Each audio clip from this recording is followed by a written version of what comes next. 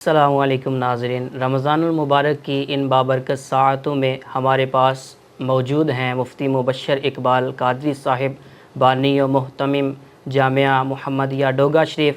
آج ہم رمضان المبارک کے ان مسائل کے بارے میں گفتگو کریں گے جو کہ عوام الناس کو معلوم ہونے چاہیے، انہیں علم ہونا چاہیے۔ تو مفتی صاحب سے ہم نے ٹائم لیا اس لیے کہ ایسے مسائل جو ہیں وہ اس پلیٹ فارم سے بیان کیے جائیں کہ جن کا ہر مسلمان کو علم ہونا ضروری ہے۔ تو چلتے ہیں مفتی صاحب کی طرف۔ مفتی صاحب، قرآن پاک میں یہ بیان ہوا ہے کہ اتم الصیام الی اللیل، کہ رات تک روزہ پورا کرو۔ اس سے شرعی طور پہ کیا مراد ہے؟ کب تک روزہ جو ہے مکمل کیا جائے؟ بسم اللہ الرحمن الرحیم۔ سورۃ البقرہ آیت نمبر 187۔ ثم اتم الصیام الی اللیل، تم روزے کو پورا کرو رات تک۔ اب اس آیت مبارکہ کو لے کر آج کل کچھ غلط فہمیاں پیدا کی جا رہی ہیں کہ رات سے مراد وہ رات ہے جب اندھیرا چھا جائے، رات گزر جائے، سورج غروب ہونے کے بعد تقریباً آدھا پون گھنٹہ گزر جائے، اس وقت روزہ افطار کرنا ہے۔ جبکہ رات سے مراد کیا ہے اور اس آیت مبارکہ سے جو انہوں نے استدلال کیا، وہ استدلال کس قدر قوی ہے، آج ہم اس کو سمجھیں گے۔ تو سب سے پہلے جو لفظ لیل آیا، ہم نے اس کی شریعت کے اندر جو معنی ہے وہ دیکھنا ہے۔ شریعت کے اندر لیل کا معنی ہے من مغرب الشمس الی طلوع الفجر، سورج کے غروب ہونے سے لے کر فجر کے طلوع ہونے تک کا جو درمیانی وقت ہے، اس کو رات کہا جاتا ہے۔ اب لغت، جتنی بھی لغت کی کتابیں ہیں ان میں بھی اللیل سے مراد سورج کا غروب ہونا ہے۔ اب اگر کوئی بندہ یہ کہے کہ جب رات سورج غروب ہونے کے بعد اس وقت شروع ہوتی ہے جب اندھیرا چھا جاتا ہے، تو لغت کی کتابیں اور شریعت کے اندر جو شرعی معنی ہے، اصطلاحی معنی ہے، اس کے مطابق اس کی بات جو ہے قابل قبول نہیں ہے۔ اب احادیث مبارکہ کی طرف آتے ہیں۔ بخاری شریف کی روایت ہے، حضرت عمر فاروق رضی اللہ تعالی عنہ اس حدیث مبارکہ کو روایت کرتے ہیں کہ آقا علیہ الصلوۃ والسلام نے ارشاد فرمایا، اذا اقبل اللیل من ہاہنا وادبر النہار من ہاہنا وغربت الشمس فقد افطر الصائم، او کما قال علیہ الصلوۃ والسلام۔ نبی علیہ الصلوۃ والسلام نے فرمایا کہ جب رات آ جائے اور دن چلا جائے اور سورج غروب ہو جائے، فقد افطر الصائم، تو اس وقت روزے والا بندہ اپنے روزے کو افطار کر لے۔ اب اس حدیث مبارکہ میں بھی یہ بیان کیا گیا کہ جب رات آ جائے اور دن چلا جائے اور سورج ڈوب جائے، اس وقت بندے نے کیا کرنا ہے؟ روزہ افطار کرنا ہے۔ اسی طرح بخاری شریف کی ایک اور روایت ہے، آقا علیہ السلام نے فرمایا، لا یزال الناس بخیر ما عجل الفطرہ۔ نبی علیہ السلام نے فرمایا، لوگ ہمیشہ بلائی میں ہوں گے جب وہ افطار میں جلدی کریں گے۔ اب یہ دو حدیث مبارکہ میں نے بیان کی، اور ساتھ میں نے آپ کو جو شریعت کے اندر لیل کا معنی ہے وہ بیان کیا۔ ہمیں اس بات سے پتہ چلتا ہے کہ روزہ جو ہے یہ سورج کے غروب ہونے کے فوراً بعد افطار کا وقت شروع ہو جاتا ہے۔ مفتی صاحب، آپ سے سوال ہے، عوام الناس میں بعض اوقات یہ پایا جاتا ہے کہ الٹی آ جائے، قے آ جائے تو اس سے روزہ ٹوٹ جاتا ہے، اس میں شریعت کا کیا حکم ہے؟ اچھا، الٹی میں دو طرح چیزیں ہیں، ایک ہے جان بوجھ کر الٹی کرنا اور ایک ہے الٹی کا آ جانا۔ دو چیزیں ہیں۔ ایک جان بوجھ کر اگر بندے نے الٹی کی اور وہ الٹی جو قے ہے یہ منہ بھر کے ہوئی، تو اس سے روزہ ٹوٹ جائے گا۔ ٹھیک ہے۔ اور اگر بندے کو الٹی آ گئی، اب بے شک وہ منہ بھر کے ہو، جتنی بھی ہو، اس سے روزہ نہیں ٹوٹے گا، کیونکہ حدیث مبارکہ ہے، حضرت ابو ہریرہ رضی اللہ تعالی عنہ اس حدیث مبارکہ کو روایت کرتے ہیں، آقا علیہ الصلوۃ والسلام نے ارشاد فرمایا من زرعہ القیء وہو صائم فلیس علیہ قضاء وان استقاء فلیقضی۔ آقا علیہ السلام نے فرمایا کہ جس بندے نے الٹی کی اور وہ روزے دار تھا، فلیس علیہ قضاء، تو اس پر قضا نہیں ہے۔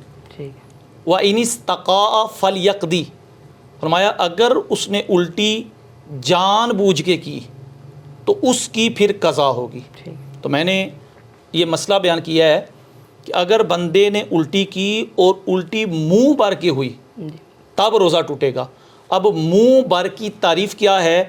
جسے بلا تکلف نہ روکا جا سکے۔ ٹھیک ہے، اب اگر بندے کو منہ بھر کے الٹی بندے نے جان بوجھ کے کی جی تو اس صورت میں بندے کا روزہ ٹوٹے گا۔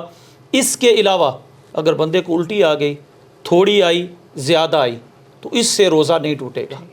جب قرآن پاک میں بیان کیا گیا کہ مسافر کو جو ہے وہ اجازت ہے رمضان کے روزے میں اگر وہ سفر کرتا ہے روزہ چھوڑ دے، تو اس سے مسافر سے کیا مراد ہے؟ کیونکہ ہمارے ہاں یہ پایا جاتا ہے کہ دن میں 10 بجے بھی سفر پہ جانا ہے تو روزہ چھوڑ دیں، آج سفر میں جانا ہے، تو شریعت میں مسافر کسے کہتے ہیں اور کس مسافر کو روزہ چھوڑنے کی اجازت ہے؟ اچھا، اس میں نا ہمارے عمومی طور پر یہ ہوتا ہے جی کہ ایک بندے نے جناب جانا ہے دن کو 10 بجے، جی اب 10 بجے جانا ہے تو کہتے ہیں چلو جی اسی مسافر ہاں سانو چھٹی ہے۔ جی حالانکہ اس وقت سحری کے وقت جی اگر بندہ سفر کی حالت میں، جی اگر بندہ اپنے گاؤں سے، اپنے علاقے سے، اپنی حدود سے باہر نکلا ہوا ہے جی اور ارادہ سفر کا ہے، ٹھیک ہے، اب وہ بندہ جب اپنی حدود سے اس وقت باہر نکلا ہوا ہے تب اس پر مسافر کے احکام لاگو ہوں گے، نہ کہ اس وقت کے جناب صبح 8 بجے سفر کرنا ہے، جی 7 بجے سفر کرنا ہے، لہذا شریعت میں مجھے معافی ہے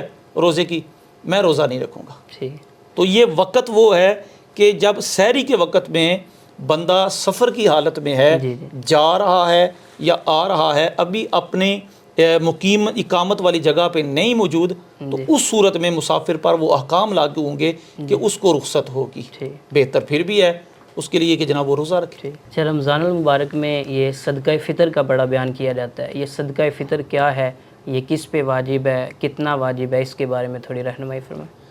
صدقہ فطر، جی صدقہ فطر حدیث مبارکہ نبی علیہ الصلوۃ والسلام کا فرمان ہے، اس کا مفہوم ہے آقا علیہ الصلوۃ والسلام نے فرمایا کہ صدقہ فطر واجب ہے ہر مسلمان پر، ٹھیک ہے، مرد پر اور عورت پر، ٹھیک ہے، آزاد پر اور غلام پر، ٹھیک، مذکر پر، مؤنث پر، چھوٹے پر، بڑے پر۔ ٹھیک ہے، اب جس بندے کے پاس زکوٰۃ میں دیکھا جاتا ہے جی کہ جس بندے کے پاس سونا، چاندی، مال تجارت یا نقدی وغیرہ موجود ہوتی ہے، جی اس کو کہا جاتا ہے مال نامی، جی موجود ہو تو بندے پہ زکوٰۃ ہوتی ہے، اس پہ ہولانِ ہول سال گزر چکا ہو تو زکوٰۃ ہوتی ہے۔ جی صدقہ فطر میں مال نامی نہیں دیکھا جاتا، ٹھیک ہے، صدقہ فطر میں یہ دیکھا جاتا ہے کہ اس بندے پر جس پر صدقہ فطر ہم وجوب واجب کر رہے ہیں، جی اس بندے کے پاس بقیہ اشیاء اتنی موجود ہیں گھر کے اندر جی جس کی قیمت 52.5 تولے چاندی کے برابر بنتی ہے جی یا 7.5 تولے سونے کے برابر بنتی ہے، جی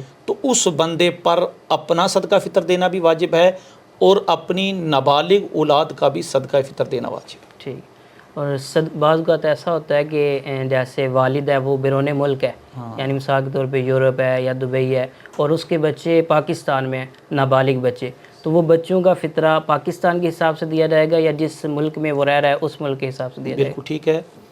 ایک بندہ باہر کی کنٹری میں جی جاب کر رہا ہے، جی اب دیکھنا ہے کہ عید والے دن جی وہ بندہ کہاں پہ موجود ہے۔ ٹھیک ہے، اب وہ بندہ اگر پاکستان میں موجود ہے جی تو اس نے اپنا بھی صدقہ فطر پاکستان کے حساب سے دینا ہے ٹھیک ہے، اور اپنے بچوں کا، نابالغ بچوں کا جو اس کے ذمے ہے، وہ بھی صدقہ فطر پاکستان کے حساب سے دینا ہے۔ ٹھیک ہے، اگر وہ بندہ موجود ہے باہر کسی کنٹری میں جی تو اس کے نابالغ بچے یہاں پہ موجود ہیں، جی تو اس کا جو صدقہ فطر ہوگا وہ اس کنٹری میں، جس کنٹری میں رہ رہا ہے، جی اگر بالفرض وہ اٹلی میں رہ رہا ہے، جی جی اس کے حساب سے اگر 6 یورو بنتا ہے، 8 یورو بنتا ہے، اس نے اپنا بھی دینا ہے اور اپنے نابالغ بچوں کا جو صدقہ فطر ہے وہ اس حساب سے دینا ہے۔ ٹھیک اور یہ صدقہ فطر کتنی مقدار ہے؟ جی ہمارے ہاں بندے جتنے بھی آج کل ہیں وہ اتنا پوچھتے ہیں جناب ہمارا صدقہ فطر کتنا ہے؟ جی ہم بتاتے ہیں جناب گندم کے حساب سے 300 ہے، 300 جو کے حساب سے 1100 ہے، جی کھجور کے حساب سے 2600 ہے، اور کشمش کے حساب سے 7200 ہے۔ جی اب یہ بتا دیتے ہیں، وہ کہتے ہیں مولوی صاحب سانو نا 300 والا ہی دسو۔ جی اب اس میں یہ غور کرنی ہے کہ بندے میں جس طرح قربانی کے جانور ہم کرتے ہیں نا، جی جی تو قربانی کے جانوروں میں تنوع، جی یعنی ہم کہتے ہیں بہترین ہم جانور لے کے آئیں، تو ہماری استطاعت ہے۔ ٹھیک ہے اگر بندہ کروڑ پتی ہے جی تو وہ صدقہ فطر جو دے گا وہ کشمش کے حساب سے دے گا، ٹھیک ہے یعنی 7200 ہے۔ ٹھیک ہے اگر بندہ اس سے کم ہے جی تو وہ بندہ صدقہ فطر اپنے بچوں کا جو دے گا، یہ صدقہ فطر دے گا کھجور کے حساب سے۔ ٹھیک اگر اور تھوڑا کم ہے تو یہ جو کے حساب سے دے گا، اور اگر بندہ بالکل نارمل ہے، متوسط ہے، تو اس نے گندم کے حساب سے دینا ہے۔